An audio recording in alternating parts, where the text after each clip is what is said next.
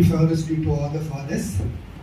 May God bless you and make you a blessing to your children and to others for many more years to come. सारे पिताओं को परमेश्वर बहुत आशीष दे और आपके बच्चों को आपके द्वारा बहुत आशीषित करे। Okay, we have been looking at the prayers of great men and women in the Bible. हम परमेश्वर के जो महान स्त्री पुरुष हैं उनकी प्रार्थनाओं को जो वचन में है हम उनको देखते हुए आ रहे हैं। Last month we looked at the prayer of King Jehoshaphat. और पिछले हफ्ते हमने यहोशापात राजा की प्रार्थना को देखा था। Today being Father's Day, I thought we should look at some of our father's prayer. और आज क्योंकि फादर्स डे है तो मैंने सोचा कि एक पिता की प्रार्थना को हम आज देखेंगे। So today we will be looking at one father who prayed, another pray for their children, another father who did not pray for their children. तो आज हम देखेंगे एक ऐसा पिता जिसने अपने बच्चों के लिए प्रार्थना करी और एक और पिता जिसने प्रार्थना बच्चों के लिए नहीं करी। In today's situation, many fathers think praying for their children lies on the hands of their mother. आजकल बहुत से पिता ऐसा सोचते हैं कि बच्चों के लिए जो प्रार्थना करना है ये माताओं का काम है। They think the spiritual life of the children depends on mothers, not on fathers. और उनका ऐसा सोचना है कि जो बच्चों का आत्मिक जीवन है वो माताओं के ऊपर जिम्मेदारी निर्भर करती है, पिताओं पे नहीं। They expect the mothers to spend a lot of time with the children, tell the Bible stories, pray with the children, and pray for the children. और वही अपेक्षा करते हैं कि जो माताएं हैं वो समय बिताएं बच्चों के साथ, उनको बाइबल की कहानियां बताएं, प्रार्थना करें माताओं।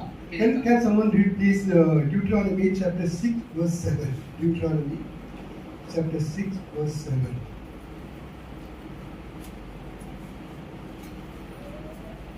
You shall teach them diligently to your children, and shall talk of them when you sit in your house, and when you walk by the way, and when you lie down, and when you rise. So please. और तो उनको यत्नपूर्वक अपने बाल बच्चों को सिखाना तथा अपने घर में बैठते मार्ग पर चलते लेटते तथा उठते समय उनकी चर्चा क्या करना है। Now God's command is to teach your children. Keep the words in your heart and to teach the children. और परमेश्वर का आदेश ये है कि अपने बच्चों को हमें सिखाना है। What happens if you don't teach your children? और अगर बच्चों को नहीं सिखाएंगे तो क्या होगा? Someone also read please Judges chapter 2 verse 10. Judges chapter 2 verse 10. न्यायों का 2:10। After that whole generation had been gathered to their ancestors, another generation grew up, who knew neither the Lord nor what He had done for Israel. Read this. और इस पीढ़ी के सब लोग भी अपने पूर्वजों से मिल गए।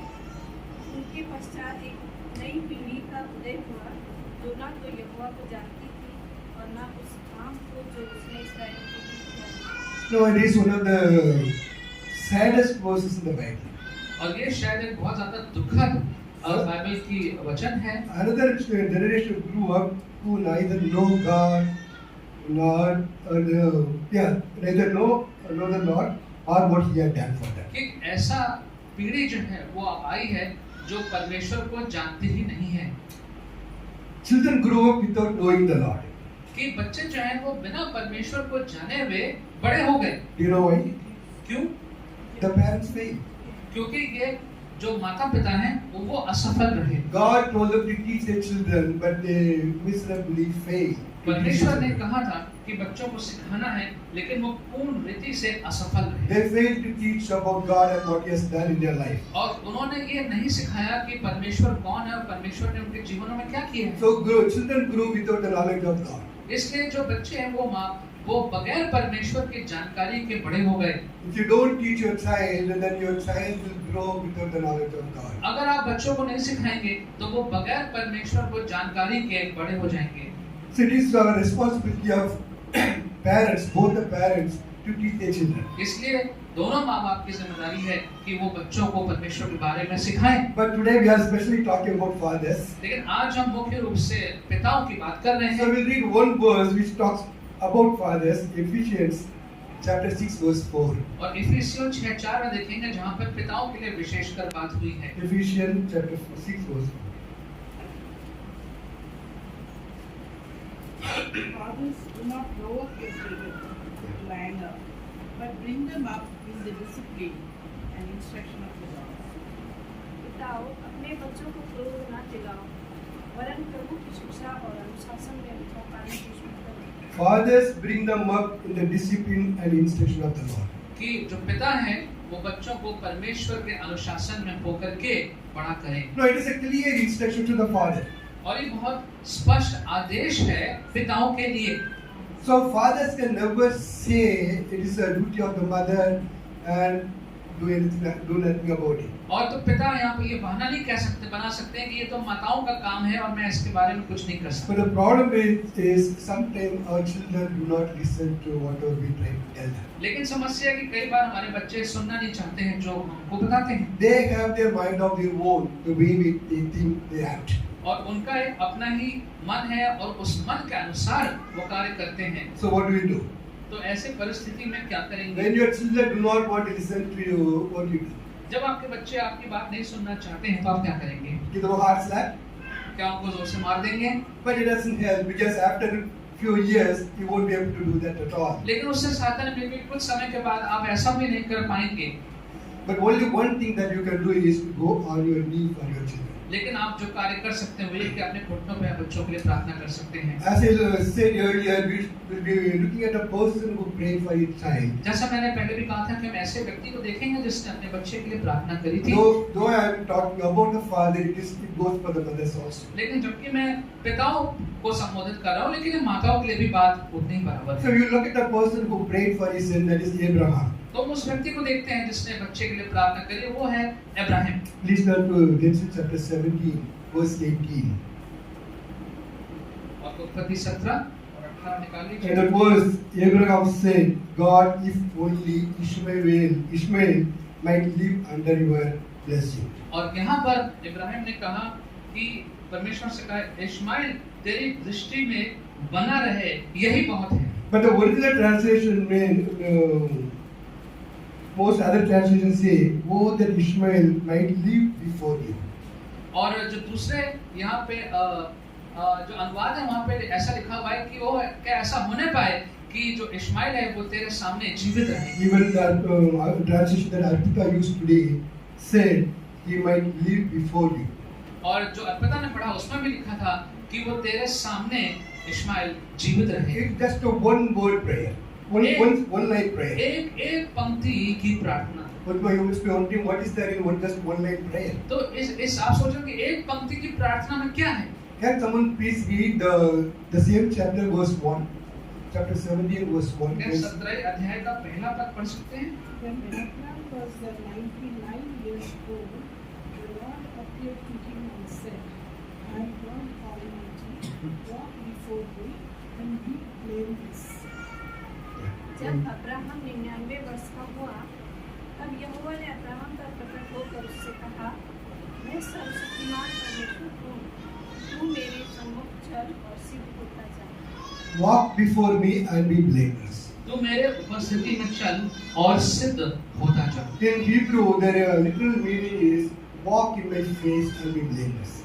और इब्रानी भाषा में कहेंगे इसका मतलब है कि मेरे सम्मुख तू चल और तू सिद्ध होता जाएगा। 24 years after God brought Abraham to Canaan, God gave this command to him. 24 वर्ष के बाद जब परमेश्वर इब्राहिम को बाहर निकाल के लाया तब उसने ये आदेश इब्राहिम को दिया। This particular command is a revelation and a promise. और ये जो बात परमेश्वर ने आदेश दिया ये उसने उसको एक वायदा किया उसके साथ। Now we read so from chapter 12 onwards, we see God revealed himself to Abraham many times. हम देखते हैं 12वें अध्याय से देखते हैं कि कई बार परमेश्वर ने इब्राहिम को अपने आप को प्रकट किया। Many times he appeared from before Abraham. कई बार तो वो इब्राहिम के सामने प्रकट भी हुए परमेश्वर। When he was in the Ur of Chaldeans, God appeared to him and told him, leave this place and go to the place where I show you. जब और खालियन के जगह पे थे तो परमेश्वर ने उससे कहा कि जगह छोड़ के उस जगह जहाँ मैं तुम्हें दिखाऊंगा। So he left Ur, went to Haran, stayed there for some time, then came to a place called Shechem in Canaan. तो उर छोड़ के कुछ समय तक हैरान में गए, उसके बाद वो जगह परमेश्वर ने आगे और भेजा, शेकेम वाले स्थान में भेज दिया। The moment he reached Shechem, God appeared to him. और शिक्किम जब वो पहुंच गया तो परमेश्वर के सामने प्रकट हुए। Then from there he went to Bethel and built an altar for God. और वहां जाकर उसने बेथेल में गया, वहां परमेश्वर के लिए उसने एक वेदी बनाई, Because he believed the God who appeared to him in Ur is also there in Bethel. क्योंकि उसने ये विश्वास था कि जो परमेश्वर उर में उसके साथ है वो बेथेल में भी वही परमेश्वर उसके साथ है। Then he went to Egypt and got into a great problem. फिर वो मिस्र गया और वहां पे बहुत बड़ी समस्या में पड़ गया। The same God went there to help him as well. वही परमेश्वर ने जाकर वहां भी उसकी सहायता करी। Then he came back to Bethel. फिर वो बेथेल आया, God appeared to him again there. वहां पे फिर परमेश्वर ने उसको अपने प्रकट किया I told him walk around the land. Wherever you want to go, just walk around the land. और कहा कि जहां तुम जाना चाहते हो वहां जाओ, जाके घूमो। He went to the place near trees of Mamre and put his tent there. और मामरे जाके स्थान पे वो गया, वहां जाके उसने तंबू गाड़ा। So he believed the God who appeared to him in the Ur of Chaldeans is everywhere. तो उसका एक विश्वास था जो परमेश्वर उर वाले स्थान में प्रकट हुआ वही परमेश्वर हर जगह उसके साथ था। So whenever we study about Abraham, we should understand Abraham did not know God before God called him. तो इब्राहिम के बारे में हम ये जानना आवश्यक है कि जब तक इब्राहिम को परमेश्वर ने नहीं बुलाहट दी थी, उससे पहले इब्राहिम परमेश्वर को नहीं जानता था। You know, Joshua 24:2, God said, यहोशू 22:2 में "Not long ago your forefathers, including father of Abraham and Nahor, lived beyond the river and worshipped other gods." वहाँ पे लिखा हुआ है कि बहुत समय पहले तुम्हारे बाप दादा थे और जो इब्राहिम के जो बाप थे वो दूसरी जगह पे रहते थे और दूसरे देवी देवताओं को पूजते थे। So Abraham was the person who was worshipping other gods before God called him. तो इब्राहिम भी ऐसा व्यक्ति था कि जब परमेश्वर ने उसको नहीं बुलाया था उस वक्त वो दूसरे देवी देवताओं को मानता था। So Abraham did not know when God called him. तो परमेश्वर को नहीं मालूम, इब्राहिम को नहीं मालूम था परमेश्वर के बारे में जब परमेश्वर ने उसको बुलाया था। So God revealed himself to Abraham little by little. तो धीरे धीरे करके अंश अंश करके परमेश्वर अपने बारे में इब्राहिम को बता रहे थे। So today whatever we know about God, most of whatever we know God is whatever God revealed to Abraham and his descendants. और आज जो भी हमको मालूम है वो उस तरीके से मालूम है कि जो भी परमेश्वर ने इब्राहिम और उसके वंश को अपने प्रकट किया वही सब बातें हमको भी मालूम है। Our knowledge about God comes from the revelation Abraham and his descendants received from God. और जो इब्राहिम और उसके जो वंश था उसको जो परमेश्वर ने प्रकट किया वही चीजें हमको भी आज मालूम है। Up to that point, up to this point, Abraham knew God is everywhere. और इस बिंदु तक इब्राहिम को मालूम था कि परमेश्वर हर जगह है। He believed whenever he needed him, God will be there to help him. उसको ये मालूम था कभी भी आवश्यकता होगी तो परमेश्वर उसकी सहायता करने आएंगे। But in chapter 17 verse 1, God says, "Walk before me and be blameless." लेकिन 17वें अध्याय में पहले पद में परमेश्वर ने इब्राहिम से कहा कि मेरी उपस्थिति में चल और सिद्ध होता जा। The meaning is, walk in my face, walk in my presence always. और मतलब था कि जैसा मैं हूँ मेरे समान मेरे सामने तू चल, मेरी उपस्थिति में तू चल। But what God is telling me is, you will be always in my presence. I am not a God who will come whenever you need me, but I will be always there with you. और वो कह रहा है कि ऐसा नहीं है कि जब तुझे आवश्यकता पड़ेगी तभी मैं तेरे सामने आऊंगा, लेकिन मैं हमेशा तेरे साथ रहूंगा। I am not a God I am not a God who comes to you whenever you need me. मैं ऐसा परमेश्वर नहीं हूँ कि मैं जब ही आऊंगा जब तुझे आवश्यकता होगी। मैं ऐसा परमेश्वर नहीं हूँ। I am a God who is always with you. मैं ऐसा परमेश्वर हूँ जो सदैव तुम्हारे साथ रहता है। That is why I said it is a revelation and a promise. इसीलिए ये एक प्रकाशन भी है और ये एक वायदा भी है। It is a revelation to Abraham that he is always there, he is always walking in the presence of God. और ये बात जो है वो एक प्रकाशन है कि हमेशा मैं तुम्हारे साथ रहूंगा और तेरे साथ रहूंगा। Previously he thought God will come whenever he needed him. पहले उसको लगता था कि जब मैं बुलाऊंगा कभी तब परमेश्वर आएगा मेरे पास। And the promise that the command is, I am always with you. लेकिन जो वायदा वहाँ पे वो ये है कि मैं सदैव तेरे साथ हूँ। You will always walk in my presence. तुम हमेशा मेरी उपस्थिति में चलोगे। You know, you and I walk always in the presence of God. हम हमेशा आप और हम परमेश्वर की उपस्थिति में चलते हैं। We think God comes only whenever we need him. हम सोचते हैं कि जब कभी आवश्यकता पड़ती है तब परमेश्वर हमारे सामने आते हैं। In fact, that's what we want, right? और देखा जाए तो यही हम चाहते भी हैं। We want him to come whenever we need him, help us and go back so that we can live our life the way we want. कि जब कभी हमें आवश्यकता पड़े, मुसीबत आए तब परमेश्वर आ जाए, मदद करे और फिर चला जाए ताकि जैसा हम जीवन व्यतीत करना चाहते हैं वैसा व्यतीत करने पाए। But he is not a God who will come only whenever you need him. लेकिन वैसा परमेश्वर नहीं है जो तभी आए जब हमें उनकी आवश्यकता पड़े। but He is always with us. You always walk in the presence of God. वो हमेशा हमारे साथ रहते हैं और हम परमेश्वर की उपस्थिति में चलते We हैं। walk in His face. We walk in His presence. We walk before Him all the time. हम उसके सामने, हम उसकी उपस्थिति में चलते हैं। Walking before Him means walking in His, being conscious of His presence all the time. और परमेश्वर के सामने चलने का मतलब ये है कि हमेशा हमें इस बात का एहसास होता है कि हम परमेश्वर की उपस्थिति में हैं। Always living with the knowledge God sees whatever I do in my life. और हमेशा इस जानकारी में रहते हैं कि जो भी मैं करता हूँ करती हूँ वो परमेश्वर को उसकी जानकारी है। It is difficult, right? और ये मुश्किल है। It is kind of God takes away the freedom that we feel that we have. और ऐसा लगता है कि जो स्वतंत्रता हमारे पास है वो परमेश्वर ने हमसे ले ली है। That's what we think. I don't have any freedom if God watches all that I do. और ऐसा लगता है कि मेरे पास तो कोई, अब मैं तो स्वतंत्र नहीं हूँ क्योंकि हमेशा परमेश्वर मुझे देखते No, रहते but हैं। that is the freedom that we have. और यही जो है, यही स्वाधीनता हमारे पास है। Many years ago, बहुत वर्ष पहले, about 25-30 years ago, there was a teacher working with me. और 25-30 वर्ष पहले एक शिक्षक थे जो हमारे वहाँ काम करते थे। He was the important person in the school, helping me in every way. और वो कई चीजों में हमारी सहायता करते He थे। always felt that he might need to do something wrong, manipulate things to run the school. और उसका ऐसा लगता था कि कुछ ना कुछ गलत करके, कुछ ना कुछ उलट पलट करके ही जो स्कूल को सही चलाया जा सकता है। One day he came and asked me, "Bhaiya, how to go about it?" और एक उसने कहा कि भैया कैसा मैं करूं, क्या कार्य मैं करूं। I told him, "We will not do anything wrong. We will do whatever need to be done at that moment." मैंने उससे कहा कि उस समय पे हम कुछ गलत नहीं करेंगे, जो सही चीज है हम वही करेंगे। He said, "No need to do anything wrong." उसे नहीं गलत करने की आवश्यकता नहीं है। No, I could feel the relief in my face. और मैंने देखा कि वो इस बात से वो काफी आश्वस्त हो गए थे। So that is the real freedom that we have. और ये स्वतंत्रता हमारे पास We है don't need to feel compelled to do anything that we don't want to do. कि हमें इस बात की कोई दबाव नहीं है कि हमें कोई ऐसा कार्य करना है जो नहीं करना God चाहते। has given us the complete freedom to do the right thing. कि सही बात करने के लिए परमेश्वर ने हमें स्वतंत्र रखा है।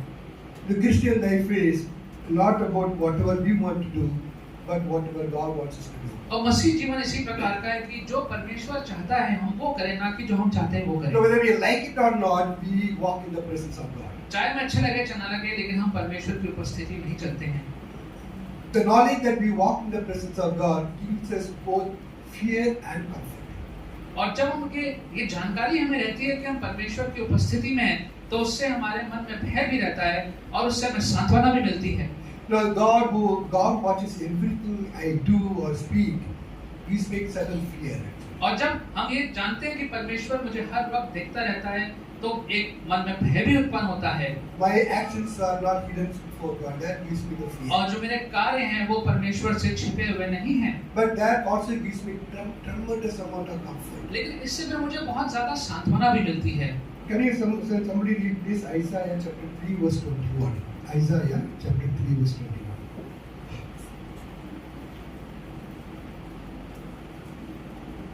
शायद ये 21.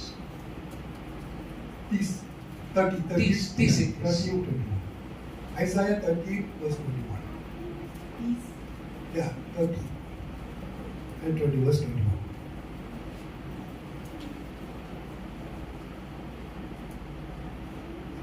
Whether you turn to the right or to the left, your ears will hear a voice behind you saying, "This is the way, walk in it."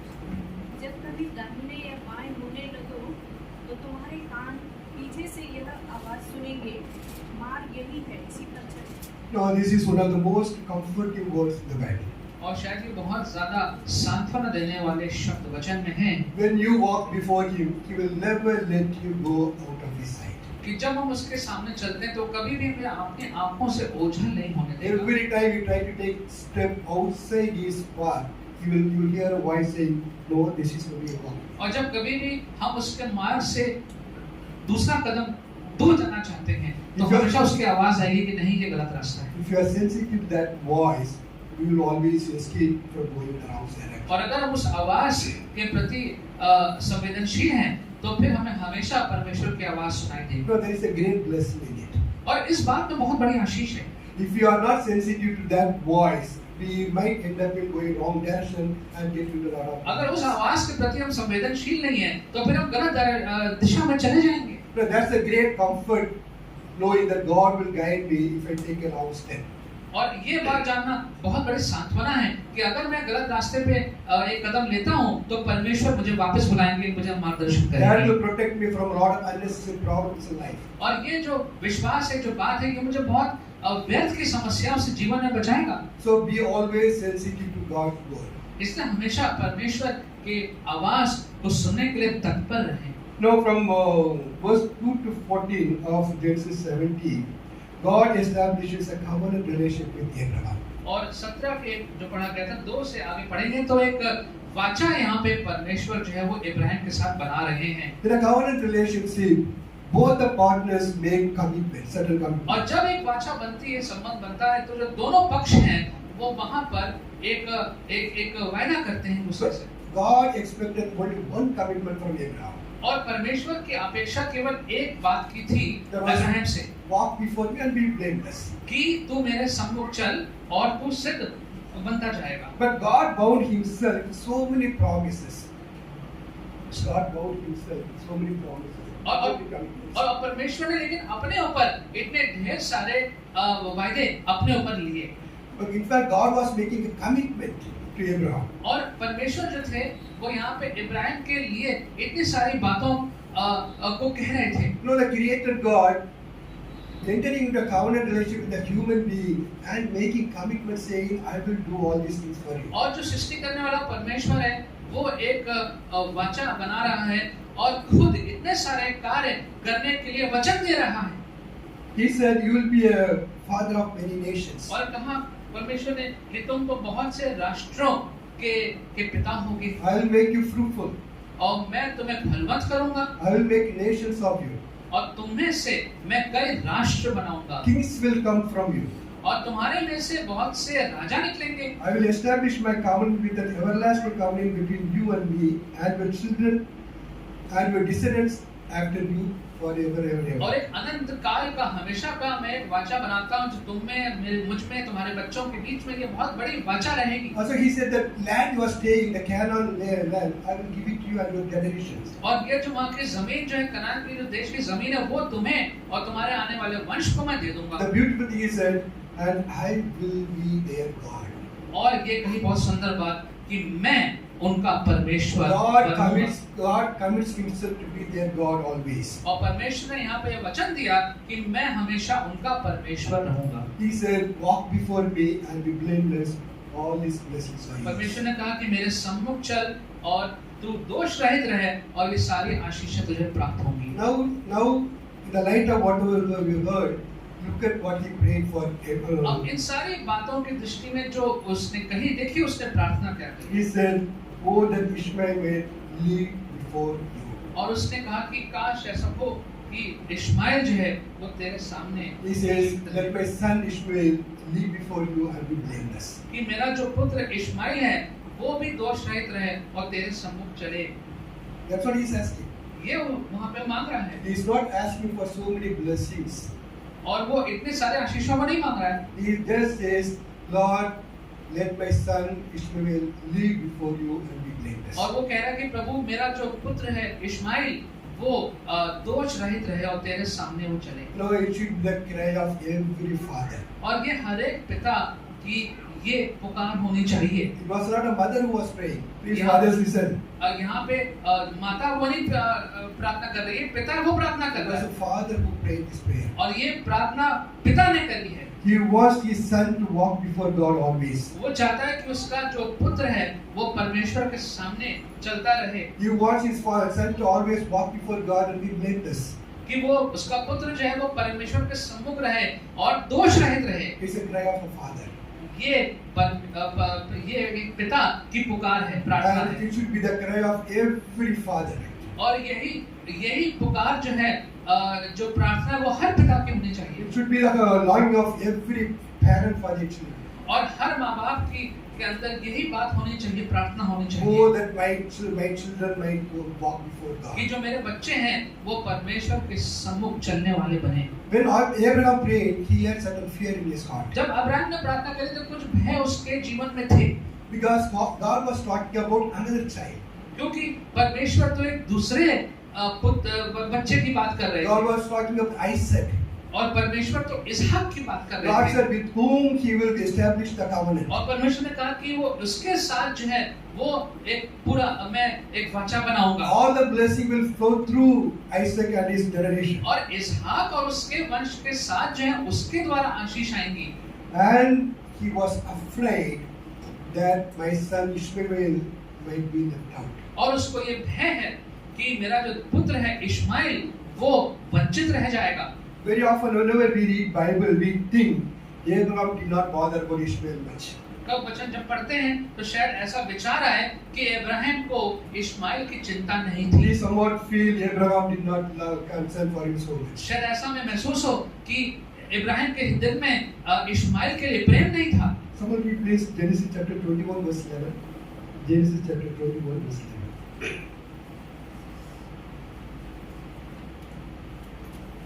And the thing was very displeasing to Abraham on account of his son.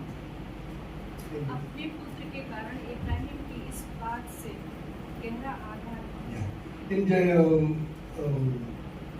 the it's written, this matter disturbed Abraham greatly because it concerned his son. और इस बात से उसको बहुत गहरा आघात लगा क्योंकि ये उसके पुत्र के बारे में था। Now when Isaac was weaned, जब इसहाक छोटा था, बहुत बच्चा था, Abraham gave a great feast for all the people. तो सब लोगों के लिए इब्राहिम ने बहुत बड़ा खाने का इंतजाम किया। Sarah saw the son of Hagar making fun of her son. और सरा ने देखा कि जो हगार का पुत्र है वो सरा के पुत्र का मजाक उड़ा रहा He was walking. वो चल रहा, वो उसका मजाक उड़ा रहा She था। was so angry. She went and told Abraham, "This slave woman's son will not have any inheritance with my son." तो आके सरा ने कहा कि ये जो दासी का पुत्र है इसके पास कोई भी अधिकार नहीं होना चाहिए आगे। Get rid of her and her son. और कहा कि ये दासी और उसके पुत्र इससे पीछा छुड़ाओ। That matter distressed his heart so much because it was his son. We are talking about a son. और इस बात से इब्राहिम को बहुत आघात पहुंचा क्योंकि वो इश्माइल की बात हो रही थी। Because definitely Abraham had love for his son Ishmael. क्योंकि आवश्यक है कि उसके हृदय में इश्माइल के लिए उसके हृदय में प्रेम था। That's why he was so distressed when Sarah came and told him that. इसलिए ये बात उसको बहुत बुरी लगी, बहुत आघात महसूस हुआ जब सरा ने उससे ये बात कही। He was afraid that his son will be left out of the blessing of God. और उसको ये डर था कि परमेश्वर के आशीषों से ये पुत्र वंचित रह जाएगा। That's why he prayed the prayer. तभी उसने प्रार्थना करी Lord, let my son live before your कि presence. प्रभु आप मेरा जो बच्चा है वो आपकी उपस्थिति में जीवित रहे। Did God answer prayer? क्या परमेश्वर ने उसकी प्रार्थना को उत्तर दिया? Yes, he did. और उत्तर दिए। He said, verse 20, God said, "As for Ishmael, I heard you." और उसने कहा कि इश्माइल के लिए मैंने तुम्हारी प्रार्थना सुनी है। Though the covenant will be with your son Isaac, I have heard your prayer on behalf of Ishmael. और जबकि जो तुम्हारा जो वाचा है वो इसहाक के साथ है, लेकिन इश्माइल के लिए तुम्हारी प्रार्थना को मैंने सुना है। God says, "I will surely bless him. और परमेश्वर कहते हैं कि मैं अवश्य उसको आशीषित करूंगा, I will make him fruitful and greatly increase his numbers. कि मैं उसको फलवंत करूंगा और उसके वंश को भी बढ़ाऊंगा। He will be a father of 12 nations, 12 राष्ट्रों का वो भी पिता होगा and he will make you into a great nation. और उसको भी मैं बहुत बड़ा राष्ट्र बनाऊंगा। I will bless you." मैं आशीषित करूंगा। Now, this is the sentence every father wants to hear for their children. और ये कैसे शब्द हैं जो हर पिता अपने पुत्र के लिए सुनना चाहेगा In fact, every parents. और हर माँ बाप ऐसे शब्दों को सुनना चाहेंगे। When God comes and tells us, "I will bless your child," that fills our hearts with so much of comfort and joy. कि जब परमेश्वर कहते हैं कि मैं तुम्हारे बच्चों को आशीषित करूंगा, ये हमको बहुत सांत्वना से ये शब्द भर देते हैं। And God came to his mother when she was pregnant and gave the promise also. और जब यही बात जो है जब उसकी माँ गर्भवती थी तो यही वायदा परमेश्वर ने उसकी माँ से भी किया। When Hagar was pregnant, she was running away from his mistress because she was mistreating her. और हगर जो थी जब गर्भवती थी तो सारा से दूर भाग रही थी क्योंकि वो उसके साथ बुरा बर्ताव कर रही थी। And the angel of the Lord met her and gave her certain promises. और परमेश्वर के स्वर्गदूत ने उसको मुलाकात करी और कुछ उसको वचन दिए। You know, he said, he will be a donkey of man. He will be a donkey of a man. और कहा Wild donkey of a man. कि ये एक जंगली गधे के समान होगा। His hand will be against everyone. His hand will be against. उसका जो हाथ है वो सबके विरोध में होगा And everyone's hand will be against him. और औरों का हाथ भी जो है वो उसके विरोध में होगा। And he will live in hostility towards all his brothers. और जो भी भाई बहन है सबके साथ वो लड़ाई झगड़े के माहौल में रहेगा। Remember, this is what the blessing God gave before Ishmael was born. और ये बात परमेश्वर ने कही इश्माइल के पैदा होने से पहले। No, wild donkeys kind of untamed animals. और जंगली गधा जो है वो ऐसा जानवर है जिसको बस में नहीं कर सकते। They don't live in groups. और ये समूह में नहीं रहते हैं, They live alone. अकेले अकेले रहते हैं They are not very friendly. और ज्यादा दोस्त भी नहीं बनते They are not social animals. और साथ साथ में समाज के रूप में नहीं रहते हैं। Nobody wants gada in their house, right? और Dog in the house. कोई भी गधा जो है वो अपने घर में रखता नहीं We don't like to have donkeys in the house. और अपने घर में गधा को नहीं रखता We love dogs और कुत्तों को रखते हैं। because I don't love dogs. I love people. मुझे भी कुत्ते पसंद नहीं है, लोग पसंद हैं। Okay, so we don't have donkeys at home. घर में गधों को नहीं रखते। So that's what God said. He will be a wild donkey of a man. Nobody will like him.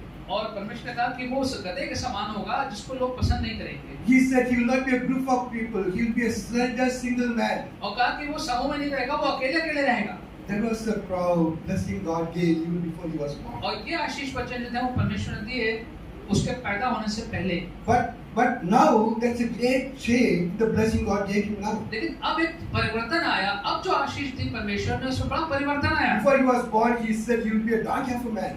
पैदा होने से पहले परमेश्वर ने कहा ये जंगली गधे के समान होगा। Now he says he will be a fruitful and greatly increase in numbers. अब परमेश्वर कह रहे हैं कि नहीं ये फलवंत होगा और इसका जो वंश है वो आगे बहुत बढ़ेगा। Previously he said he will not live in groups. पहले कहा था कि वो तो समूह में नहीं रहेगा। He says now he will have a group of people to live with him. अब कह रहे हैं कि नहीं अब तो बहुत बड़े समूह में रहेगा ये। He will be fruitful and greatly increase in numbers. और वो फलवंत बनेगा और उसका जो संख्या है वो बहुत बढ़ जाएगी। He will be the father of 12 rulers. और 12 शासकों का ये पिता होगा।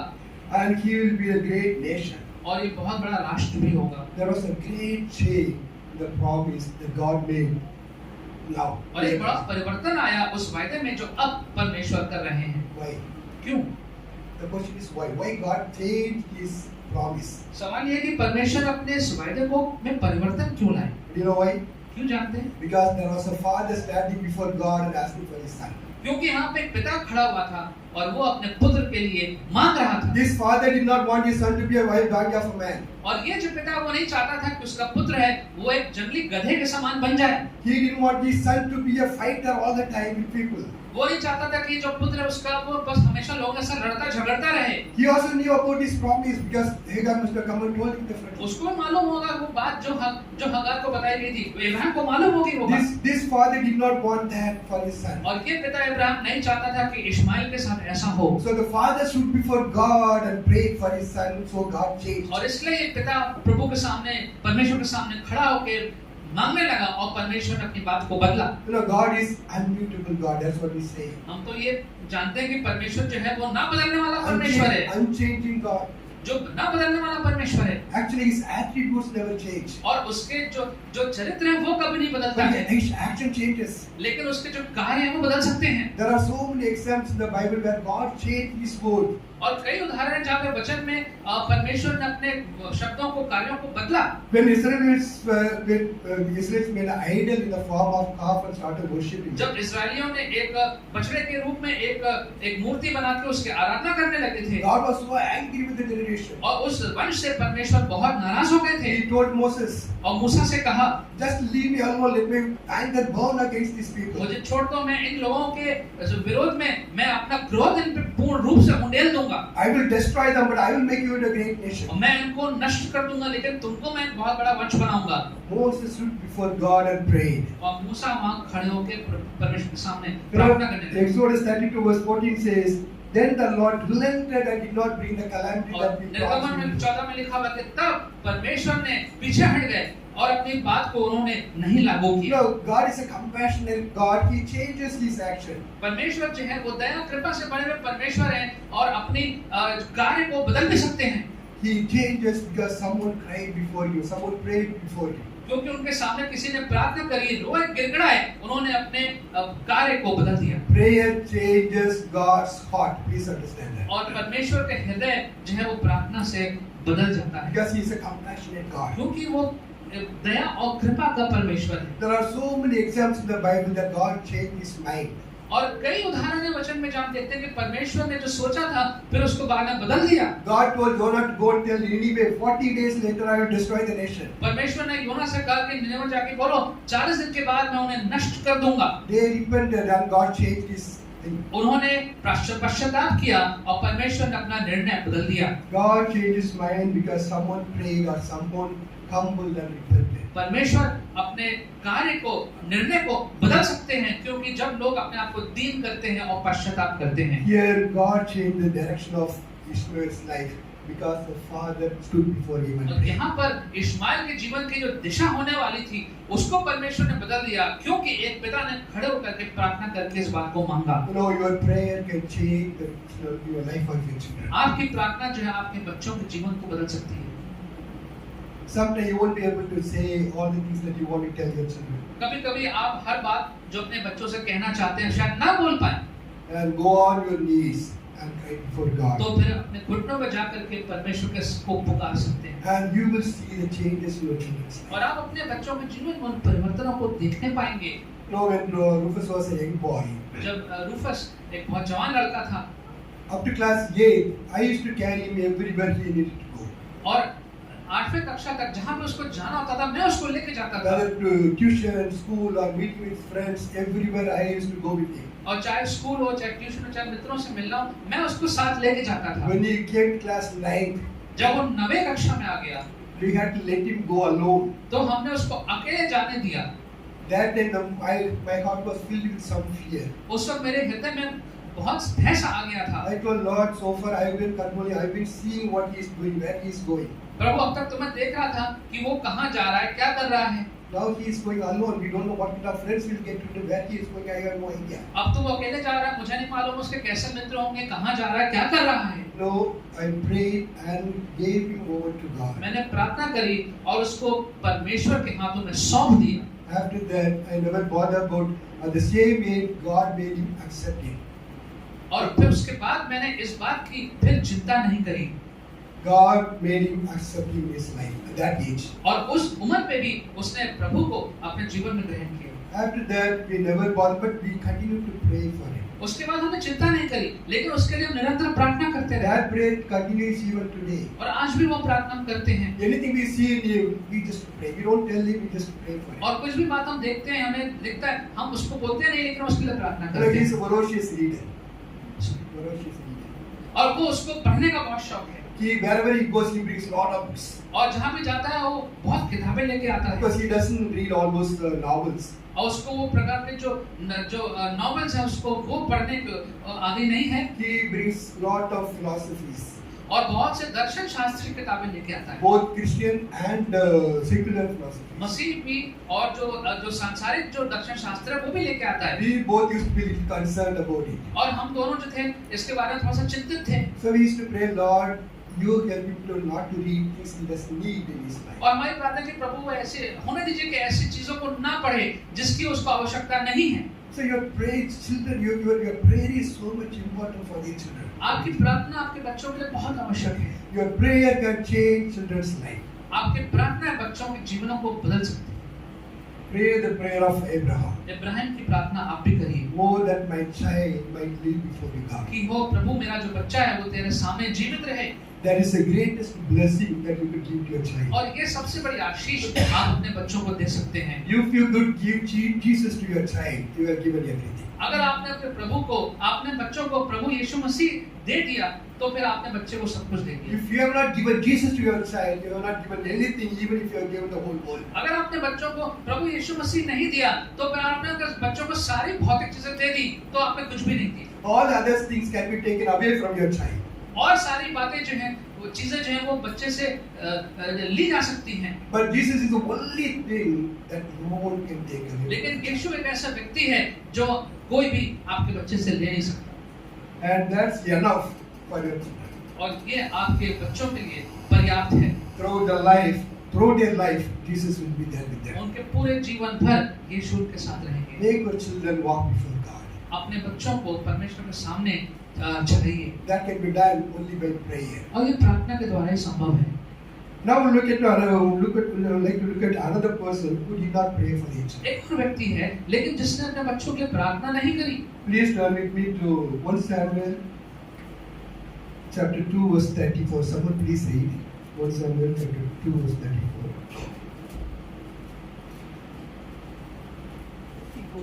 34. Chapter 2 verse 3. Yeah. And this that shall come upon your two sons, Hophni and Phinehas, shall be the sign to you. Both of them shall die on the same day. तेरे लिए इस बात का चिन्ह वह घटना होगी जो तेरे दोनों पुत्रों होप्नी और फिनहास पर घटेगी कि वे दोनों एक ही दिन मर जाएंगे। No, it is the most terrible thing for any father to hear about his children. और किसी पिता के लिए ऐसी बात को सुनना एक बहुत ही ज्यादा बुरी एक बात हो सकती है, ऐसी बात को It सुनना। was God's word to Eli. और एलाई के लिए परमेश्वर की ये वाणी थी। Since Eli the high priest was very old, his son were given the responsibility of the priestly duties. और एलाई जो महायाजक था, वो बहुत बुजुर्ग हो गया था, उसके बच्चों को अब याजक होने की जिम्मेदारी सौंपी गई थी। These young men were so unfaithful and wicked in the sight of God. और परमेश्वर की दृष्टि में ये जो थे बहुत विश्वास योग्य नहीं थे और बहुत बुरे कर्मों वाले लोग थे। I don't want to go through deep into what wickedness they did. और मैं और गहराई में नहीं जाऊंगा कि कितना दुष्टता इन दोनों ने करी, Yeah, it takes a lot of time. क्योंकि समय बहुत लग जाएगा। But Eli knows about all that they did. लेकिन जो कुछ भी ये दुष्ट कार्य करते थे उसके पुत्र एली को उसके बारे में मालूम था। He knew all the wickedness of their children. His children. सारी दुष्टता उसको अपने लड़कों के बारे में मालूम थी। He just once he gently rebuked them. एक बार उसने बस कोमलता से उनको बस डांट दिया। No, but he never talked to God about that. लेकिन वो परमेश्वर के साथ उसने कभी इस बारे में बातचीत नहीं करी। The Bible you cannot see that word. वचन में ऐसा कहीं प्रतीक दिखता नहीं है। He never prayed for his children. कभी उसने अपने बच्चों की प्रार्थना नहीं करी। Even after what God told him through the prophet, he did not pray. और नबी के बाद जब ये बात बोली गई, उसके बाद भी उसने प्रार्थना नहीं करी। In the end, God spoke through Samuel and warned him. अंत में शमूएल के द्वारा परमेश्वर ने उससे बातचीत करी, उसको चेतावनी दी। He did not pray. तब भी उसने प्रार्थना नहीं करी। All that he did said was, "His Lord, let him do whatever he finds right in his sight." हर बार उसने यही कहा कि वो ईश्वर है, उसकी दृष्टि में जो भी सही है वो करे। He never prayed and cried out for his children. लेकिन बच्चों के लिए उसने प्रार्थना करके प्रभु के सामने रोया और गिड़गिड़ाया नहीं। When God came and told him that word, he should have cried for God. जब परमेश्वर ने आके ये शब्द उससे कहे तो उसको प्रभु के सामने आके रोना और गिड़गिड़ाना चाहिए था। As I said, God is a compassionate God. जैसा कि मैंने कहा कि परमेश्वर जो है वो करुणा से भरा हुआ परमेश्वर है। No, when you know your children are going the wrong direction, तो अगर आपको मालूम है कि बच्चे गलत दिशा में जा रहे हैं, cry before God. प्रभु के सामने आप रोएं। Make sure your children walk before God. निर्धारित करें इस बात का कि आपके बच्चे जो हैं वो परमेश्वर के रास्ते पे चलते। When a parent cries before God, God can see the cry of the heart. जब एक माँ बाप परमेश्वर के सामने रोते हैं तो परमेश्वर को वो हृदय के जो रोना है वो उसको सुनाई दिखाई पड़ता है। You know, Jesus said in Luke chapter 23:28. 23:28 में यीशु ने कहा, Daughters of Jerusalem, do not cry for me, do not weep for me, weep for your children weep for yourself and your children. कि यरूशलेम की जो बेटियों मेरे लिए नहीं लेकिन अपने बच्चों के लिए संतानों के लिए तुम रो। Weep for your children when they go in the wrong direction. जब गलत दिशा में जाते हैं तो अपने बच्चों के लिए तुम रो। No, when you weep before others, it will be considered as weeping. जब दूसरों के सामने रोएंगे तो उसको रोना ही समझा But जाएगा। when you weep before God, it will be considered as a prayer. लेकिन जब परमेश्वर के सामने रोएंगे वो प्रार्थना माना जाएगा। Sometimes there are things that we cannot express in words. और कई बार ऐसी बातें हैं जो हम शब्दों में जिनका बयान नहीं कर सकते हैं। But we can always go before God and weep out ourselves. लेकिन अपने आप को हम रो सकते हैं प्रभु के सामने, बस हम जाके रो सकते हैं। And God can look deep in your heart and see the prayer in that weeping. और परमेश्वर आपके हृदय में गहराई से उस रोने में आपकी प्रार्थना को देख लेते हैं। You know, Hannah cried before God. और हैना जो थी उसने प्रभु के सामने रोई। Yeah, Eli must be able to see only her mouth. और एली जो था वो सिर्फ उसके मुख को देख पा रहा होगा And he thought he was drunk. और उसको तो लगा कि इसने नशा कर रखा है। But God could see the deep within the prayer of the लेकिन परमेश्वर ने उस हना की प्रार्थना में अंदर रोने में गहराई की बात को समझा। weep for your children if they are in the wrong direction. अगर वो गलत दिशा में आपके बच्चे हैं तो उनके लिए आप रोएंगे गिड़गिड़ाएंगे। Only you will be able to weep your children. एक ही आप ही हैं केवल जो अपने बच्चों के लिए रो सकते No हैं। one else can weep as you weep for God. आपके बच्चों के लिए कोई और नहीं रोएगा। No, there was a man called Jairus. जैरस नाम का एक व्यक्ति His child was sick, very sick. और उसका बच्चा बहुत बीमार था Father came and asked Jesus to come and heal him. और पिता ने कहा कि आगे मेरे बच्चे को आप चंगाई दे दें। By the time Jesus reached the girl night, जब तक वहाँ पे यीशु पहुँचे वो बच्ची मर गई थी people were weeping and wailing. और लोग बहुत रो रहे थे, बिलख रहे थे। Jesus went and told them, no, do not weep. She has not died. She is asleep. और She is यीशु ने कहा asleep. कि मत रो, वो मरी नहीं है, वो केवल सो रही है। You know what did the people do? क्या किया लोगों ने? Any idea? What did they do? They laughed. वो तो हंसने लगे। Just a moment ago they were crying. अभी तो वो रो रहे थे, Then immediately they were laughing. अब वो हंसने लगे। No, that is the way people cry for your child. इस प्रकार से लोग आपके बच्चों के लिए रोएंगे। The real cry comes from the parents. जो सचमुच की जो सच्ची प्रार्थना है वो माँ बाप के द्वारा ही आती है। Only a parent and father, mother can cry for the children. सिर्फ जो माँ बाप हैं वही अपने बच्चों के लिए वास्तव में रो सकते हैं, गिड़गिड़ा सकते हैं। Pray before God till they walk before God. और प्रार्थना करिए अपने बच्चों के लिए तब तक जब तक वो परमेश्वर के साथ ना चलने लगे। Your child can gain the whole world. आपका बच्चा जो है वो संसार में कुछ भी प्राप्त कर सकता है, But if he or she forfeit their soul, that is the difference. लेकिन अगर उसका जो हृदय है, आत्मा है, अगर वही उससे ले ली गई, छिन गई, तब क्या लाभ? That is the most important thing. ये सबसे आवश्यक बात है। All the other things are byproduct of knowing Jesus in their life. और बाकी सब चीजें जो हैं वो तो अपने आप ही आ जाएंगी अगर वो यीशु को अपने जीवन में जानते हैं। If children can know the Lord, all other things will be added to their life. अगर बच्चे यीशु को जान लें तो बाकी सब चीजें उनके जीवनों में जुड़ जाएंगी। Though it's a Father's Day sermon, जबकि आज तो ये फादर्स डे के उपलक्ष्य में आज का ये संदेश है mainly for fathers, because many fathers do not pray. और मुख्यतः पिताओं के लिए, क्योंकि बहुत से पिता जो प्रार्थना नहीं करते हैं, But it is also for mothers and grandmothers and grandfathers. लेकिन ये माताओं के लिए भी है, दादा के लिए भी है, दादी की नानी नानी सबके लिए Stand before God in prayer for your own child कि अपने बच्चों के लिए परमेश्वर के सामने प्रार्थना में बने रहिए till they walk before God. जब तक वो प्रभु के साथ साथ उस दिशा में ना चलने लगे। Let them walk before God and be blameless. होने दीजिए कि वो प्रभु के सामने चलें, साथ साथ चलें और दोष रहित रहें। Let's pray. आइए प्रार्थना। Father God, we thank you for your word this morning, and we thank you for reminding us the importance of prayer for our children by the parents. प्रभु जी, हम आपके वचन का धन्यवाद करते हैं आज के लिए, और खास तौर से इस बात को याद दिलाने के लिए कि माँ बाप के लिए और उनके बच्चों के लिए प्रार्थना कितनी आवश्यक है। Help us, Lord, to always consider this as our primary responsibility as parents. प्रभु जी, होने दीजिए कि हमेशा उस बात को ध्यान रखें, याद रखें कि सबसे मुख्य जिम्मेदारी हमारे ऊपर है अपने बच्चों को प्रभु आपकी राह पे लेके जाना।